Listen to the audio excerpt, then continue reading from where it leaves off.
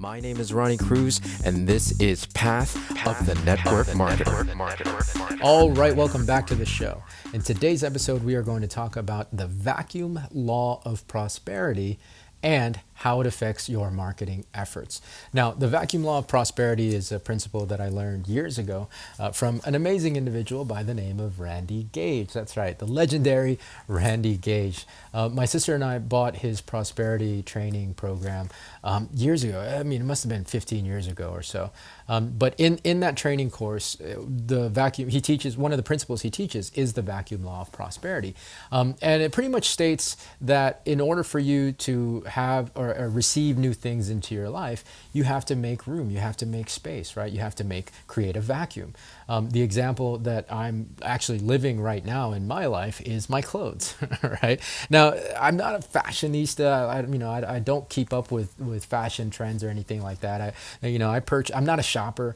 I purchase clothes based on, need, comfort, and functionality. Those are the main criteria. Beyond that, I could care less. So I shop very, very infrequently. Now, the thing is, I get rid of clothes even less frequently than that. So over the years, what has happened is my closet has just continued to get more and more crowded. And so recently, I've become really more intentional about, it's been crowded. Like I have clothes, I'm looking at it right now. I have clothes in there that I've had for more than 10 years, many pieces of which that I don't ever even use anymore. So it's like, why is it even sitting in my closet? So I've become very, very recently more intentional with using clothes that I never use and then getting rid of it because I know I'm not going to use it again, right? So one last hurrah with this piece of clothing that I'm wearing, and then it's out the door to create a vacuum in my closet so that I can update my clothes, right? So that I'm not wearing clothes from 10 years ago. Again, I'm not a fashionista, or I'm not fashion forward by any stretch of the imagination, but I can't walk around with clothes that's 10 years old, right?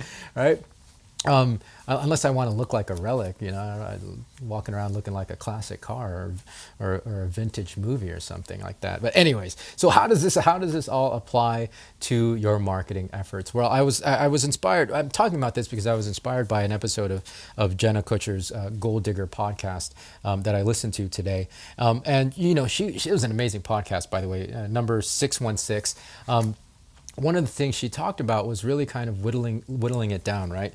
Less is more is what she was saying. And I bring this up because with marketing, online marketing especially, there's so many different aspects of it, right? You have your influencer marketing, you have your social media, you have your content creation, you have your online funnels, you know what I mean? You have paid ads, you have all kinds of avenues with internet and online marketing that it can become very, very overwhelming, especially if you're trying to tackle multiple avenues, right? When earlier this year, when I started this crazy adventure of learning how to leverage the internet for my marketing efforts, I tried to tackle everything at once, right? I was doing a YouTube every day. I was doing, I had my Path of the Jedi podcast. I was doing all the social medias. I was trying to post 3 times a day on TikTok. And at that time, we had pretty much dial-up speed internet at the house.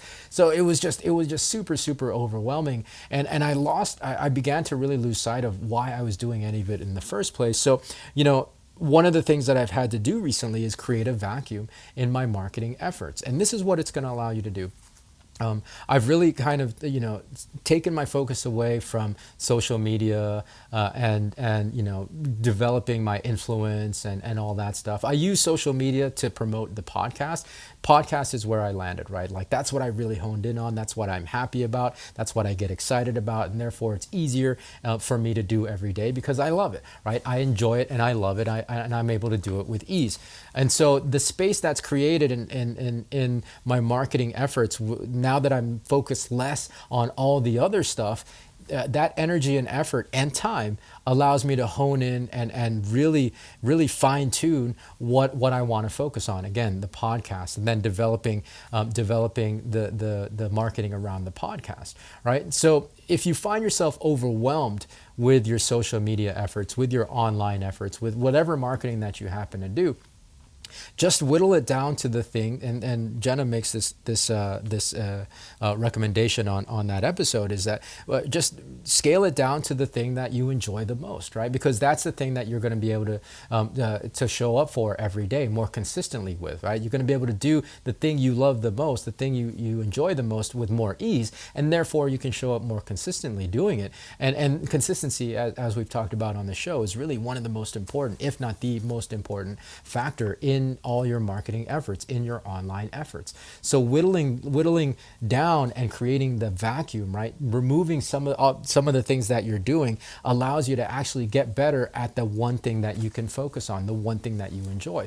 If you don't, your efforts are going to be spread so thin, and yeah, you might have a presence in all those different kind of medias and those different marketing efforts, but you're going to be so ineffective at all of those, because again, your efforts and your focus are going to be spread so thin that you're really not going to be able to get good at any one single one of those, right? So make a vacuum, eliminate as many of those things as you can, and pick the one thing that you enjoy, that you can show up for every day, and you'll start to really be able to get good at that thing and hone that thing until it's very, very finely tuned, and therefore your marketing efforts are going to be much more effective than it would be spread out through 5, 6, 7 different avenues. You can eventually move into those spaces, especially as you develop. You just start developing, more systems around your marketing efforts online. But until then, really focus on getting good at one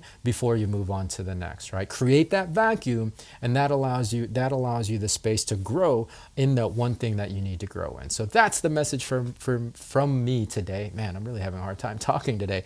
That's the message from me today. The vacuum law of prosperity as it applies to your marketing efforts. So more to come from me tomorrow. Until then, be well, be safe. We'll see you in the next episode.